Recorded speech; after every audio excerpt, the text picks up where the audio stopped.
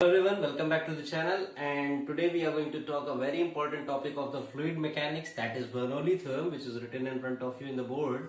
And it is very important while we are dealing with the pressure, or maybe you can say that the total energy associated with the liquid which is flowing.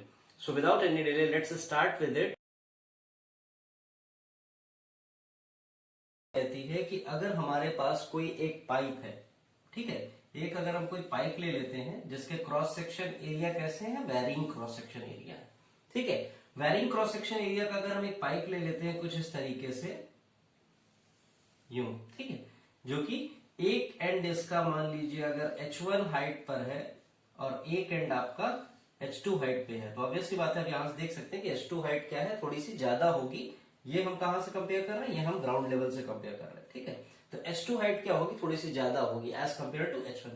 So Bernoulli theorem ये कहती है कि जितनी भी incoming energy होगी, जितनी भी incoming energy होगी फ्लूइड की, आउटगोइंग एनर्जी इस क्रॉस सेक्शन एरिया से जो होगी वो क्या होगी, ओवरऑल कांस्टेंट होगी। यानी कि कहने का मतलब है कि टोटल एनर्जी जो होगी फ्लूइड की, जब ये इस पाइप से वो पास होगी, फ्लूइड आपका इस पाइप से जब पास होगा तो टोटल एनर्जी जो होगी वो क्या होगी, कांस्टेंट होगी।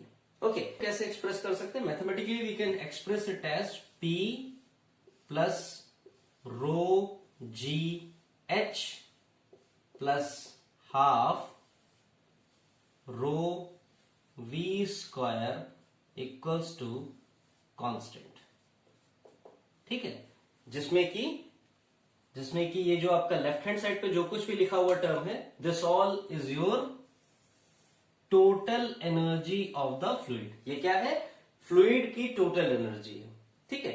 ये इतना बर्नौली थ्योरम कहती है, लेकिन कहां क्या कंडीशंस हैं, कैसे होता है, ये सब हम इसको समझते हैं, ठीक है। देखिए, सबसे पहली चीज जो बर्नौली थ्योरम एप्लीकेबल है वो एक इस तरीके के पाइप के लिए मैंने आपको बताया। अब इस पाइप पे क्या होगा, सपोज कुछ फ्लूइड एंटर कर रहा है इस तरीके से और कुछ फ्लूइड यहां से बाहर आ रहा है, ठीक है, कुछ फ्लूइड बाहर आ रहा है। हम क्या करते हैं, हम कंसिडरेशन के लिए ये ले लेते हैं कि हमने दो पॉइंट्स मान लिए। कौन से पॉइंट्स मान लिए, सपोज हमने यहां पर, जहां पे ये H1 हाइट ली, हमने यहां पर एक पॉइंट ले लिया, कौन सा, ये हमने कह दिया A है, और यहां H2 के पास हमने कह दिया कि ये एक पॉइंट हमारा, ये थोड़ा सा इधर हो गया, इसको मैं इधर पे थोड़ा सा कर लेता हूं, ठीक है। सपोज इसको मैंने कह दिया कि ये आपका B है, ठीक है, ये आपका A हो गया, ये आपका B हो गया। ये जो इधर की क्रॉस सेक्शन एरिया है, सपोज इसे हम कह देते हैं this is A1 and the cross section area here is it is A2।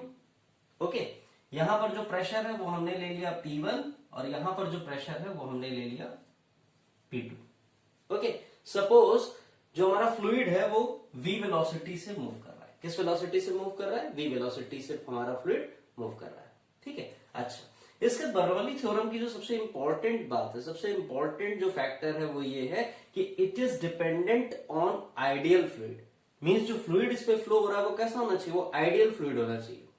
And ideal fluid की कैरेक्टरिस्टिक्स हम लोग जो है ऑलरेडी डिस्कस कर चुके हैं। क्या होता है, नॉन, उसमें विस्कोसिटी नहीं होगी, विस्कस फोर्स नहीं होगा, ठीक है, उसके अलावा इनकम्प्रेसिबल होगा। इस तरीके से काफी प्रॉपर्टीज हम लोग उसकी ऑलरेडी पढ़ चुके हैं, ठीक है। उसके बाद दूसरी जो सबसे इंपॉर्टेंट बात है, सबसे पहली बात क्या इंपॉर्टेंट है कि it is applicable for the ideal fluids. आप नोटबुक और पेन लेकर के नोट करते चलिए मेरे साथ। सेकेंड थिंग इज, एक तो सबसे पहली चीज आइडियल फ्लूइड्स पे एप्लीकेबल है। दूसरी चीज, जो फ्लो होगा फ्लूइड का वो कैसा होगा, वो स्ट्रीमलाइन होगा। कैसा होगा, स्ट्रीमलाइन होगा। स्ट्रीमलाइन का मतलब, अगर यहां पर कोई मैं पार्टिकल ले लू, ये लिक्विड का कोई पार्टिकल है और ये आगे मूव कर रहा है V वेलोसिटी से, तो इसके पीछे के जो पार्टिकल्स होंगे वो क्या होंगे, इसी को फॉलो करेंगे, ठीक है। वेलोसिटी है ना, वेलोसिटी है, तो वेलोसिटी का मतलब मैग्नीट्यूड भी, डायरेक्शन भी। डायरेक्शन किसका, इसी का तो डायरेक्शन होगा। तो इस तरीके से फ्लूइड क्या कर रहा है, आगे मूव कर रहा है, ठीक है। उसके बाद सारी चीजें हमने ले ली, यहां पर एक चीज हम और ले लेते हैं। Suppose rho is what, rho is the density of fluid, ठीक है। Rho is the density of fluid, जो कि पूरे प्रोसेस के दौरान कांस्टेंट रहेगी। क्यों कांस्टेंट रहेगी, क्योंकि हमने कैसा फ्लूइड लिया हुआ है, आइडियल फ्लूइड लिया हुआ है, तो उसकी डेंसिटी वेरी कहीं नहीं करेगी, it will have the constant density through out the process. Okay, चलिए इतना क्लियर हुआ। अब हम अपना स्टार्ट करते हैं इसे कि कैसे हमें करना है। देखिए, इस पर कई तरीके की एनर्जीज लग रही हैं। अगर आप इसको, इस फॉर्मूले को अगर आप गौर से देखें तो आपको यहां से लग रहा होगा कि ये प्रेशर का काम कर रहा है, जो कि है एक्चुअली, ठीक है। ये इसको अगर कहीं आप देखें तो ये कुछ कुछ आपको देखा देखा सा लग रहा है, कैसा, MgH जैसा लग रहा है, MgH जैसा ये आपको फील हो रहा है। मीन्स समवेयर ये आपके माइंड में एक परसेप्शन क्रिएट कर रहा है किसका, पोटेंशियल एनर्जी का। और अगर आप इसको देखें तो हाफ mv² जैसा कुछ ये परसेप्शन क्रिएट कर रहा है किसका, काइनेटिक एनर्जी का, ठीक है। So it is a summation of various types of energy, ठीक है। सो अब हम इसे कैसे करेंगे, अब हम ये देखते हैं कि सपोज हमने यहां A से B तक का देखा, कहा ये जो पार्ट है आप केवल इसको देखिए, इसको मैं थोड़ा सा कलर्ड करके बना देता हूं, ये वाला आप केवल इसको देखिए। A से B तक की एरिया हमारी क्या है, कंसंट्रेशन एरिया है ये, इसमें जो फ्लूइड है वो हमारे लिए कंसंट्रेशन है। हम बाकी नहीं देखेंगे, केवल इसको देखेंगे, क्योंकि कोई भी पार्ट लेना है तो वही बात। अब AB में क्या होगा, AB में भी काफी फ्लूइड भरा होगा, ठीक है। फ्लूइड भरा हुआ है तो सपोज ये अगर पाइप है, इसमें हमने ये पार्ट ले लिया, इस पार्ट पे अगर वाटर है या फ्लूइड है तो क्या करेगा, आगे बढ़ेगा, ठीक है। सपोज यहां से delta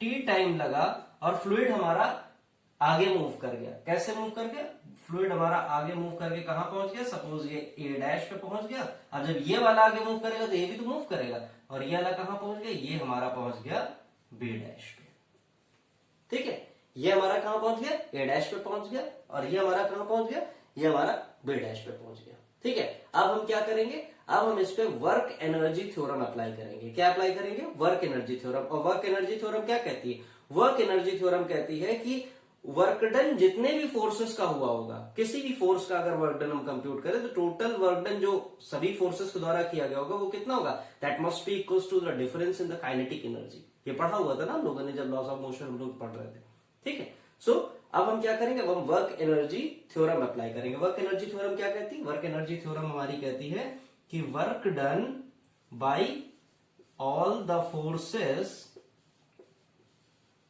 will be equals to change in kinetic energy, यही तो कहता है, लिखते चलिएगा साथ साथ, ठीक है। इतना क्लियर हुआ, ये सीन समझ में आपको क्या चल रहा है। पाइप लिया, पाइप में ये parameters A1 cross section area, P1, A2, P रो लिक्विड जो कि फ्लो कर रहा है कैसा है, आइडियल फ्लूइड है, स्ट्रीमलाइन मोशन है उसका। और हमने जो पार्ट हमारा कंसंट्रेशन का है वो कौन सा है, A से B तक का। और जब फ्लूइड हमारा मूव किया डेल्टा टी टाइम के बाद फ्लूइड की पोजीशन क्या हो गई, A' B' हो गई। फ्लूइड किस वेलोसिटी से मूव कर रहा है, it is moving with the velocity v। और ये जो A1 वाला पार्ट है, जो इधर का पार्ट है वो H1 हाइट पर है, इधर का पार्ट आपका H2 हाइट पर है, ठीक है। और बर्नौली थ्योरम क्या कहती है, बर्नौली थ्योरम कहती है कि total energy of the fluid will be constant. Total energy जो होगी फ्लूइड की वो कांस्टेंट होगी। फ्लो कैसा हो रहा है, फ्लो स्ट्रीमलाइन हो रहा है। इतना अभी तक हम लोगों ने किया। और हमने क्या बताया आपको, we just discuss that we will use work energy theorem. चलिए अब वर्क एनर्जी थ्योरम होगी तो अब हम धीरे धीरे से सारे फोर्सेस जो भी हम लोग इस पे एक्ट कर रहे हैं उन्हें कंप्यूट करना शुरू करते हैं, ठीक है।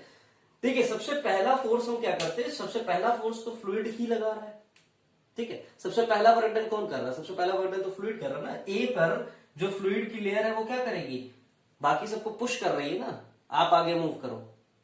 ए पर जो लेयर है, जैसे ये है, ये आपका ए पार्ट है, तो A' तक पहुंचने के लिए क्या होगा, इसे ये मूव कर रहा है ना, इसे धक्का दे रहा है, इसे ये पुश कर रहा है कि आप आगे मूव करो। तो कौन वर्क कर रहा है, फ्लूइड ही तो वर्क कर रहा है, ये सुनो, फ्लूइड वर्क कर रहा है। तो अगर फ्लूइड वर्क कर रहा है तो वर्क डन हम कैसे कंप्यूट करेंगे, देखिए सपोज WF हम इसे लिख लेते हैं, that is work done by the fluid. Work done किसके द्वारा, फ्लूइड के द्वारा। Work done by the fluid हम इसे लिख लेते हैं, ठीक है। Work done by the fluid कितना हो गया, इसको अगर आप देखें तो फ्लूइड पे जो वर्क डन हुआ है, ये जो पुशिंग हुई है, ये कहां से कहां तक हुई है, WAB ओरिजिनल था माइनस WA' B', यही तो हुआ। अब हम क्या करेंगे, now we will break this relation, ठीक है। WF equals to WAB minus WA' B', इतना ही वर्क डन हुआ, टोटल वर्क डन जो फ्लूइड के द्वारा किया गया, ठीक है। इसको हम ब्रेक करते हैं। अगर हम AB की बात करें, इधर पे मैं बना देता हूं, अगर ये आप लाइन देखिए तो ये लाइन किस तरीके से बनी हुई, इधर बना लेते हैं। ये लाइन किस तरीके से बनी हुई, ये आपकी इस तरीके से बनी, A, फिर यहां पर कहीं A' है, फिर यहां पे कहीं B है, और यहां पे कहीं क्या है, B' है। तो अगर मैं AB की बात करूं तो मैं AB को क्या लिख सकता हूं, I can write it as work done from A to A' plus work done from A dash to B लिख सकते हैं, ए से ए डैश और ए डैश से बी, तो टोटल हमें ए बी का मिल गया। ठीक है, उसके बाद माइनस माइनस, और अब इसको हम क्या करेंगे, अब हमें ए डैश से बी डैश चाहिए, तो ए डैश से बी डैश भी हम इसी तरीके से लिख सकते हैं। We can write it as W A dash B minus W B B dash, यही लिख सकते हैं। देख लीजिए स्टेप को, क्या किया, डब्ल्यू ए बी को, जो ए बी हमारी लेंथ थी उसको हमने ब्रेक किया, किसमें, ए डैश ए बी डैश, और इसी तरीके से माइनस क्यों लगाया, क्योंकि अगर आप ये कॉमन लेकर के इसकी वैल्यू रखेंगे ना प्लस होगा, और जैसे आप ब्रैकेट ओपन करेंगे तो माइनस हो जाएगा। ठीक है, अब यहां पे क्या हो रहा, ए डैश बी, ये कट जाएंगे, कैंसिल हो जाएंगे, क्या बचा आपके पास, you are left with W A dash minus W B B dash. ये मैं डायरेक्ट भी आपको बता सकता था, क्योंकि अगर आप इसको देखें तो ये क्या है, ये जो बीच का पार्ट है, जो कॉमन पार्ट है, इसको मैं थोड़ा सा शेड कर देता हूं। ये जो कॉमन पार्ट है, इस पे तो फ्लूइड हमारा क्या है, सेम है ना, इस पे तो कुछ नहीं हो रहा, सेम है। लेयर पहले कहां थी, ए पर थी, कहां चली गई, ए डैश पे चली गई, जो बी पर थी वो कहां चली गई, बी डैश पे चली गई, लेकिन इन द मिड ये जो बीच की लेयर है वो क्या हो गई, वो तो वहीं की वहीं है ना, तो उस पर तो कोई काम होगा ही नहीं, उस पर तो कोई वर्क डन नहीं हुआ ना, वो तो वैसे का वैसे ही है, तो इसलिए उससे हम नहीं ले सकते थे, मैं डायरेक्ट भी बता सकता, लेकिन this will be very convenient for you, concept आपका इससे क्लियर हो जाएगा। ठीक है, सो हमने क्या निकाला, हमने निकाला W A dash minus W B B dash. ठीक है, अब हमें वर्क डन कंप्यूट करना है। ठीक है, वर्क डन कंप्यूट करते हैं, इसे मैं यहां से रब कर देता हूं, आई होप आप लोगों ने इसे लिख भी लिया होगा। अब हम वर्क डन कंप्यूट करते हैं। देखिए वर्क डन का फॉर्मूला आपको पता है, work done is equal to how much, it is force into displacement. ठीक है, it is force into displacement, और आप फोर्स जानते हैं क्या होता है, it is pressure into area. ठीक है, और डिस्प्लेसमेंट क्या होता है, speed equals to distance upon time, velocity equals to displacement upon time, तो डिस्प्लेसमेंट क्या हो जाएगा, it will be velocity into time, velocity into time.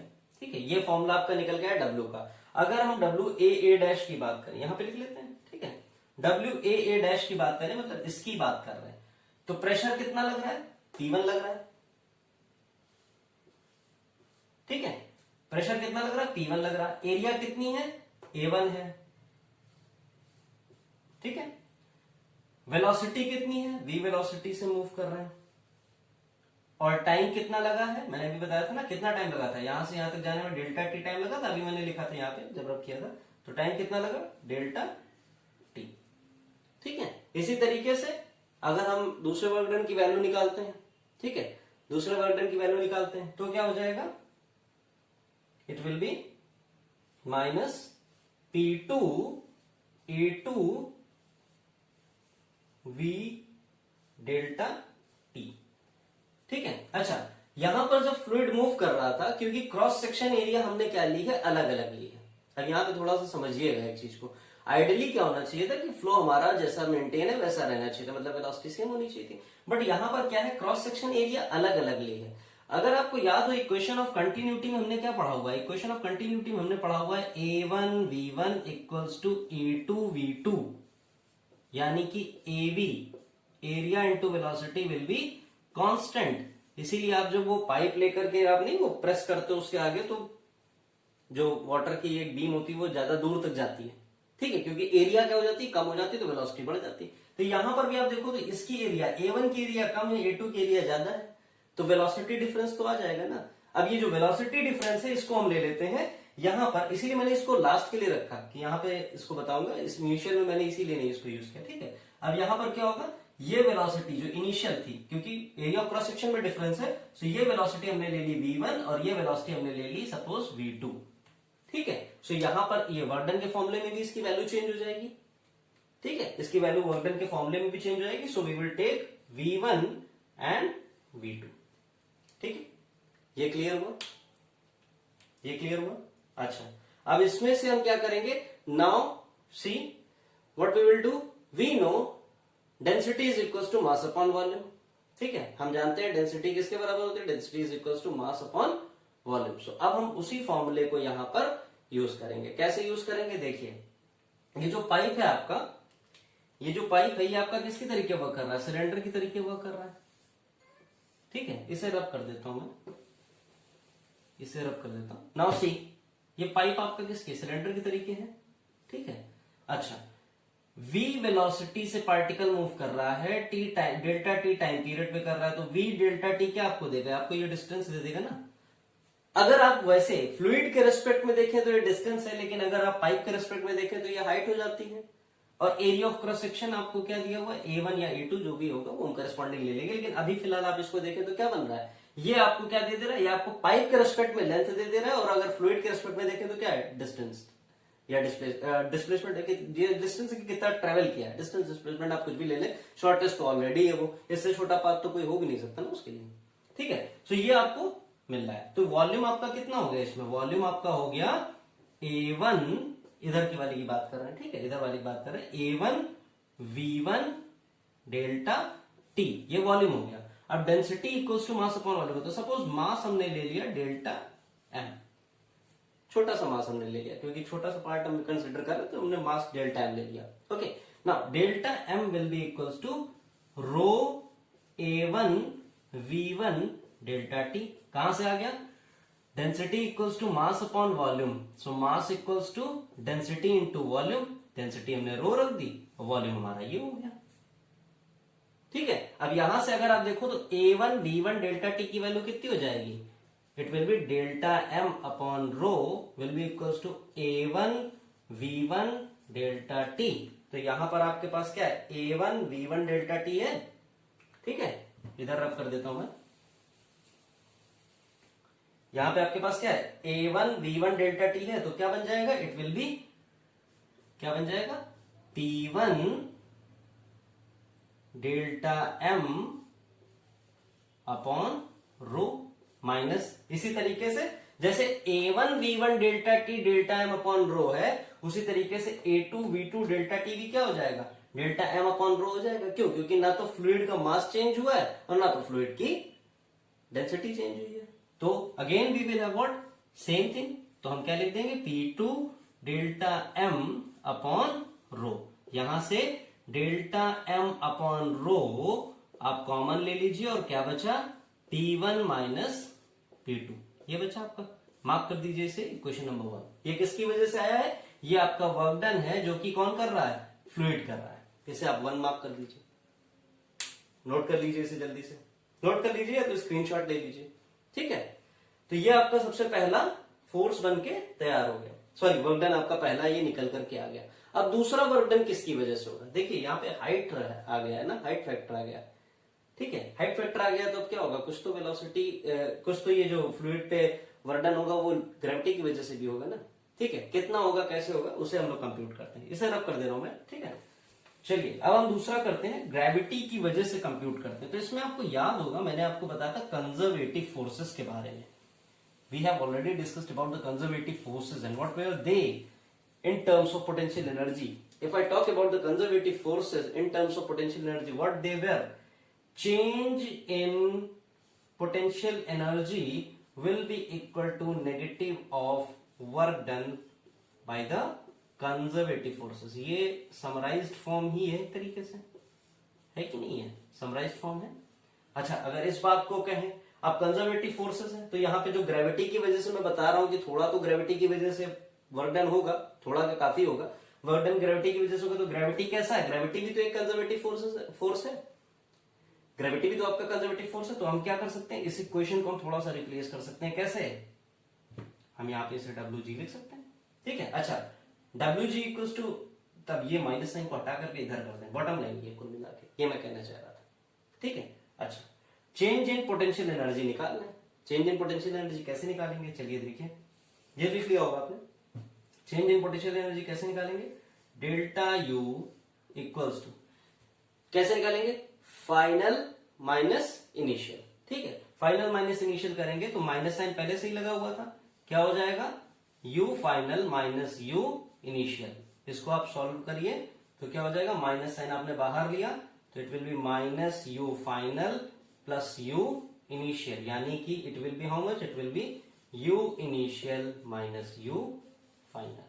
ये आपका फॉर्मूला निकल के आ गया किसका, चेंज इन पोटेंशियल एनर्जी। अगर चेंज इन पोटेंशियल एनर्जी निकाल लें विद नेगेटिव साइन तो हमें क्या मिल जाएगा, वर्क डन मिल जाएगा ना ग्रेविटी की वजह से। क्या अभी इक्वेशन तो लिखी हमने, क्या इक्वेशन लिखी, minus del U equals to W gravity, यही तो लिखा हमने। तो हम क्या कर रहे हैं, हम सिर्फ डेल्टा यू कंप्यूट कर रहे हैं, वो भी किसके साथ, नेगेटिव साइन के साथ, यही तो कर रहे हैं, और क्या कर रहे हैं।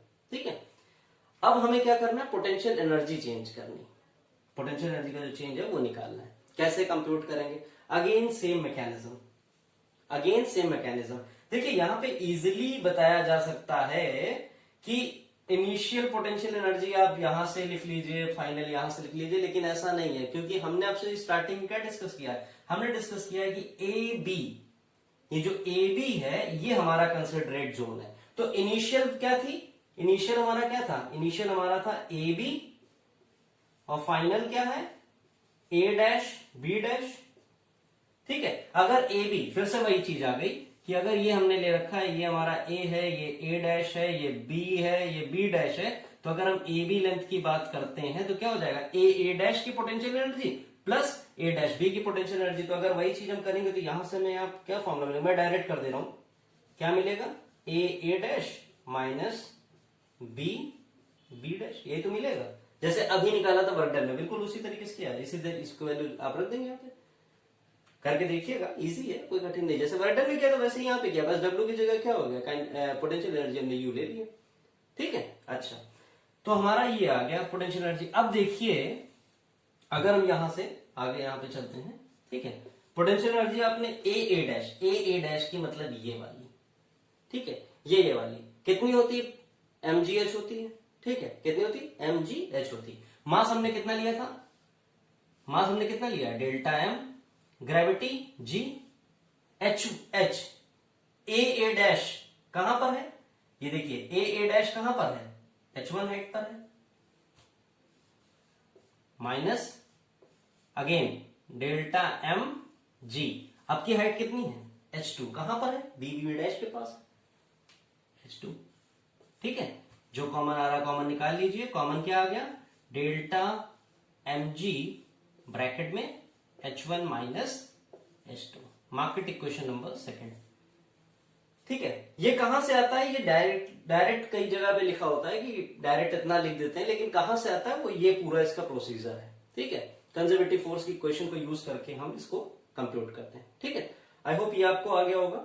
ठीक है, ये आपको आ गया। अब देखिए इस पे और कोई फोर्स लगेगा, इस पे और कोई फोर्स लगेगा, ये तो मान लीजिए दो वर्क डन हमने निकाल लिए, और कौन सा वर्क डन हो सकता है भाई, विस्कोस आइडियल हमने फ्लूइड लिया है, आइडियल फ्लूइड लिया है, तो उसकी वजह से कोई भी फ्रिक्शन लेयर्स के बीच में, यानी कि विस्कोसिटी नहीं होगी। ठीक है, और कोई फोर्स इस पे एक्ट नहीं कर रहा होगा, तो कुल मिला के बॉटम लाइन यही दो फोर्स हमारे एक्ट कर रहे होंगे, बाकी क्योंकि आइडियल फ्लूइड लिया है तो ज्यादा फोर्स उस पर नहीं वर्क कर रहे हैं। ठीक है, तो इसलिए ये दो फोर्सेस उस पर एक्ट कर रहे हैं। अच्छा, अब हमें क्या करना है, अब हमें निकालना है चेंज इन काइनेटिक एनर्जी। ठीक है, अब हमें क्या करना है, चेंज इन काइनेटिक एनर्जी निकालना है, तो वो भी हम पहले निकाल लेते हैं, कंप्यूट कर लेते हैं कितनी आएगी। ठीक है, चेंज इन काइनेटिक एनर्जी देखिए कैसे होगी, we are computing change in kinetic energy. Kinetic energy का फॉर्मूला क्या होता है, हाफ mv स्क्वायर। ठीक है, it is half mv square, लिख देते हैं हाफ m कितना आ गया, m कितना लिया हुआ हमने, डेल्टा m लिया हुआ है ना, डेल्टा m। अच्छा, कैसे करते हैं, फाइनल माइनस इनिशियल करते हैं, final minus initial, final kinetic energy minus initial kinetic energy. Final kinetic energy कहां से कहां मिल रही होगी, बी डैश की होगी, और initial kinetic energy A dash की होगी।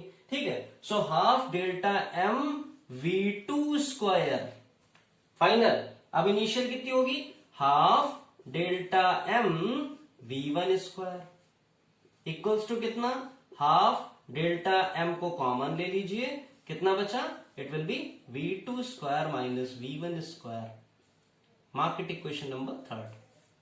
ठीक है, ठीक है, चलिए लिख लिया होगा आपने, okay, mark it equation number third. अब देखिए, अभी हमने सबसे पहले स्टार्टिंग क्या बताया था, हमने बताया था कि वर्क एनर्जी थ्योरम का हम यूज करेंगे। वर्क एनर्जी थ्योरम के अकॉर्डिंग क्या है, work done by all the forces, work done by the all the forces will be equals to change in kinetic energy. तो work done by all the forces की अगर बात करें तो सबसे पहला वर्क डन किसके द्वारा हुआ था, फ्लूइड के द्वारा हुआ था। WF कितना हुआ था, it was delta m upon row bracket में P1 माइनस P2, ये तो हुआ था, ठीक है। It was delta M upon rho P1 minus P2, ठीक है। अच्छा, दूसरा किसकी वजह से हुआ था? ग्रेविटी की वजह से हुआ था। दूसरा किसकी वजह से हुआ था? ग्रेविटी की वजह से हुआ था। कितना हुआ था? Delta M g H1 minus H2, यही तो हुआ था। चलिए लिख देते हैं, delta M g H1 minus H2। Change in kinetic energy कितनी आई है? Half delta M V2 square minus V1 square, ठीक है। अच्छा, डेल्टा एम सबसे जा सकता है, कॉमन है। डेल्टा एम सबसे काट सकते हैं, कॉमन है, ठीक है। डेल्टा एम को हटा दीजिए, डेल्टा एम तो कॉमन है ना, हटा देते हैं इसे। सो हमारे पास क्या बचा? हमारे पास बचा ये जितना भी लिखा हुआ है, ठीक है। We are left with this much only. अच्छा, पूरी इक्वेशन को right hand side, left hand side, both side क्या करें हम? मल्टीप्लाई कर दें किससे? रो से। मल्टीप्लाइंग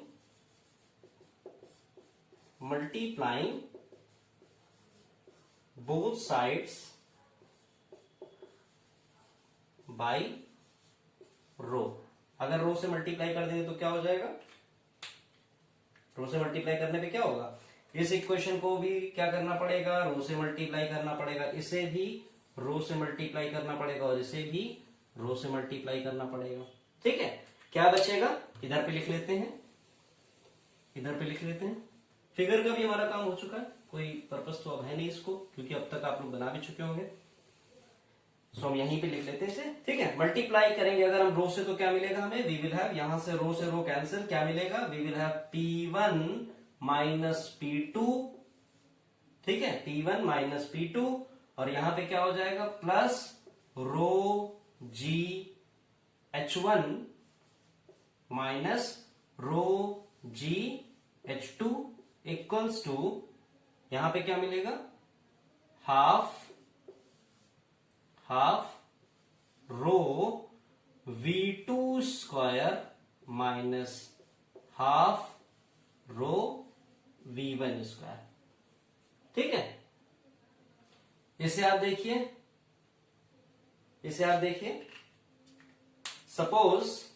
सपोज इफ आई से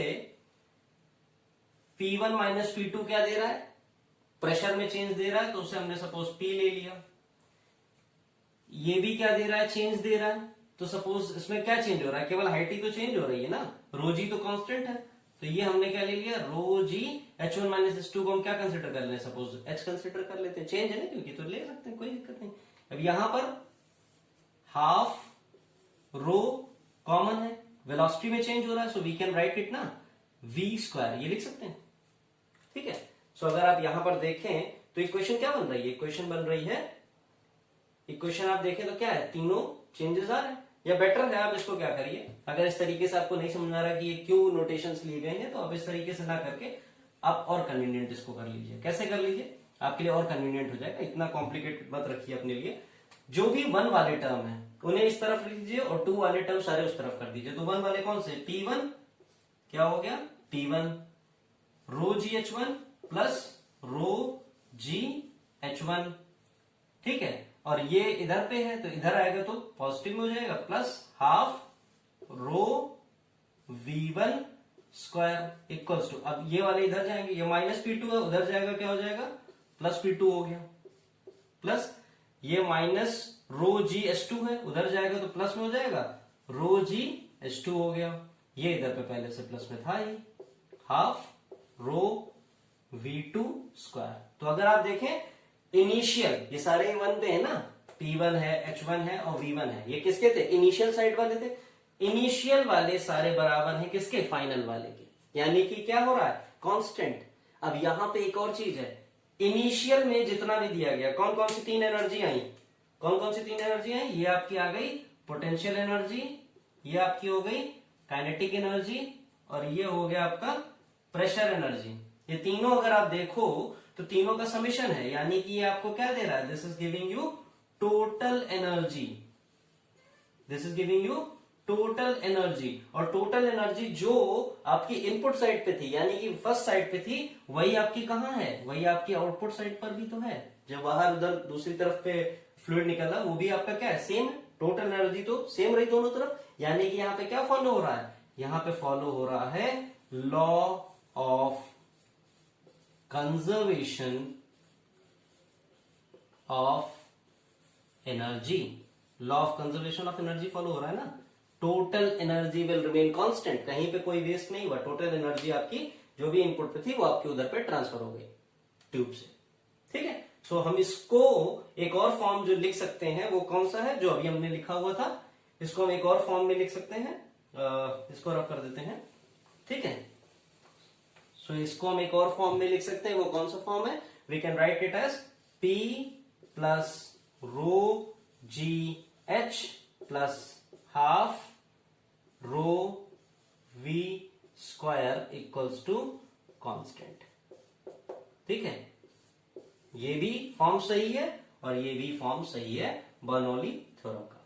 सो ये आपका फॉर्म है, ठीक है, बर्नौली थ्योरम का। सो इसे थोड़ा सा आप क्या करिए, प्रैक्टिस करिए। Once you practice it, it will be very much easy to have a grip. इस पे शायद शाइन कर रहा है बोर्ड, जो कि कमेंट्स पे मैं पढ़ रहा हूं कि इस पे शायद बोर्ड साइन कर रहा है। तो यहाँ पे क्या लिखा हुआ है, यहाँ पे जो लिखा है वो मैंने यहाँ पे लिख दिया है, रो g H1 minus rho g H2, ठीक है। यही चीज यहाँ पर लिखी हुई है, बोर्ड शाइन कर रहा होगा मे बी लाइट की वजह से, so no problem. So this is all about the Bernoulli theorem. Just go through it and practice it once or twice in your rough note, and you will have the grip over it. And this topic is very important as far as your academics as well as competition is concerned. So please do not leave it.